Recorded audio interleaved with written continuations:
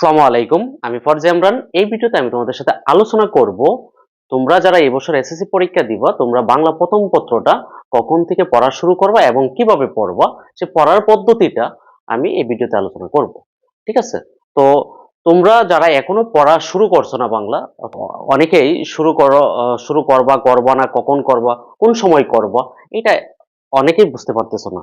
ঠিক আছে? তো তোমরা যারা এবছর পরীক্ষা দিবা তোমরা হচ্ছে প্রথমে বাংলা প্রথম পত্রটা তোমরা হচ্ছে পরীক্ষার 3 থেকে 4 দিন আগ থেকে পড়া শুরু করবো। অর্থাৎ তোমরা 7 তারিখ থেকে যদি তোমরা পড়া শুরু করো তাহলে তোমাদের একটা ভালো প্রিপারেশন হয়ে যাবে। তোমরা যারা অলরেডি পড়া শুরু করে দিচ্ছ 6 তারিখ থেকেই, তো ভালো করছো, কিন্তু যদি 6 তারিখে পড়া কেউ শুরু না করো তো তোমরা 7 তারিখ থেকে পড়া শুরু করতে পারো। হ্যাঁ, 7 তারিখ থেকে তোমরা পড়া শুরু করে দিবে। তো 7 তারিখ তোমরা কি করবা? 7 তারিখ হচ্ছে তোমরা গদ্যটা ভালো করে পড়বা। এখানে হচ্ছে সিকিউ প্লাস হচ্ছে এমসিকিউ একদম এ টু জেড তোমরা পড়ে ফেলবো। ঠিক আছে? এরপর হচ্ছে 8 তারিখ তোমরা পদ্মটা পড়বা। এখানে সিকিউ প্লাস হচ্ছে এমসিকিউ একদম বিস্তারিত পড়ে ফেলবা তোমরা।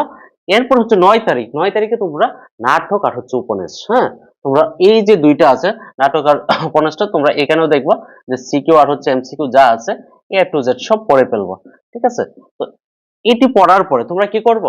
9 তারিখ এই যে নাটক আর উপন্যাসটা তোমরা কিন্তু এটা হচ্ছে গিয়ে যে তোমরা তো পড়া শুরু করবো কত তারিখ থেকে? 9 তারিখ থেকে। 9 তারিখ থেকে সকাল থেকে পড়া শুরু করো তোমরা সন্ধ্যার আগ পর্যন্ত তোমরা নাটক আর উপন্যাসটা এর ভিতরে শেষ করার চেষ্টা করবো। এরপরে যে সময়টা আছে, পরের সময়টা কি করবো? পরের সময়টা হচ্ছে তোমরা হচ্ছে তোমাদের যে টেস্ট পেপার আছে, টেস্ট পেপার থেকে তোমরা এক্সাম দেওয়ার চেষ্টা করবো। অ্যাটলিস্ট তোমরা 3টা এক্সাম দেওয়ার চেষ্টা করবা।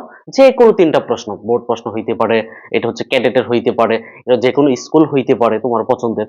ঠিক আছে? তুমি একটা পরীক্ষা দিবা। তো পরীক্ষাটা দিলে তোমার লাভ কি? লাভ হচ্ছে তোমরা তো হঠাৎ করে পরীক্ষা বসবা। হ্যাঁ, অনেকে হচ্ছে 7টা প্রশ্ন ওই যে নির্দিষ্ট সময় আছে সময়ের ভিতরে লিখতে পারে না, সময় পায় না, সময়টা চলে যায়। এবং তুমি আগে থেকে এটা প্র্যাকটিস করবা 3টা প্রশ্ন।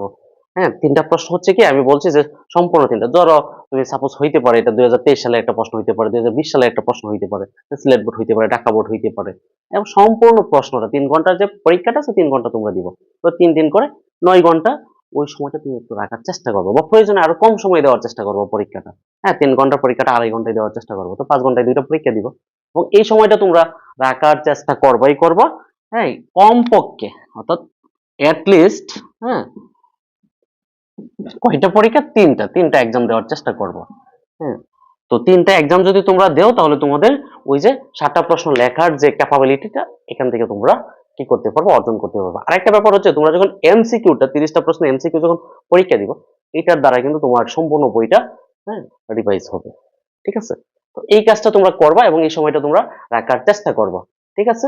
তো এই ছিল আমার হচ্ছে বাংলা পড়ার যে হচ্ছে যে পদ্ধতিটা, বাংলা কিভাবে পড়বো সেই পদ্ধতিটা আমি এখানে একদম অল্প সময় তোমাদেরকে বলার চেষ্টা করছি। তোমরা যদি এইভাবে পড়া শুরু করো আমি শিওর তোমরা ভালো করবে। আরেকটা ব্যাপার হচ্ছে তোমরা তো 7টা সৃজনশীল প্রশ্ন, অনেকে কি করে হচ্ছে গিয়ে সে খুব ভালো করে লিখতে চেষ্টা করে, অনেক বড় করে ফেলে প্রথম প্রশ্ন, পরের প্রশ্ন শেষে গিয়ে সে কি করতে হবে? 7টা প্রশ্নই লিখতে পারে না। তোমরা এই কাজটা করবে না, সবগুলোকে টু দা পয়েন্টে লিখবা, সময়টা অপচয় কম করবা, কম করে তোমার ধরো 15 মিনিটে লেখার কথা তুমি 15 মিনিটে একটা প্রশ্ন লিখবা, কোনোটাতে বেশি সময় ব্যয় করবা না। ঠিক আছে? এবং টু দা পয়েন্টে লিখবা, যেটা যা লেখা যতটুকু লেখা দরকার ঠিক ততটুকু লিখবা, তুমি কখনো একটা লাইন বেশি লিখবা না। তুমি চেষ্টা করবা, যতটুকু পারো চেষ্টা করবা, যাই পারো যেভাবেই পারো তুমি 7টা প্রশ্ন কি করতা উত্তরপত্রে লিখার চেষ্টা করবো। ঠিক আছে? তো এটার জন্য তোমার যদি একটা প্রশ্নে 15 মিনিট, তুমি 15 মিনিটেই লেখার চেষ্টা করবো। প্রয়োজন এটাকে 13 মিনিটে লিখবো, 2 মিনিট এখানে তোমার বাঁচানোর চেষ্টা করবো। কখনোই 15 মিনিটের প্রশ্নটা 17 মিনিট লাগাবে না। ঠিক আছে? তো আশা করি তোমরা আমার এই ভিডিওর আলোচনাটা বুঝতে পারছো। ভালো থেকো সবাই, সবার জন্য শুভকামনা।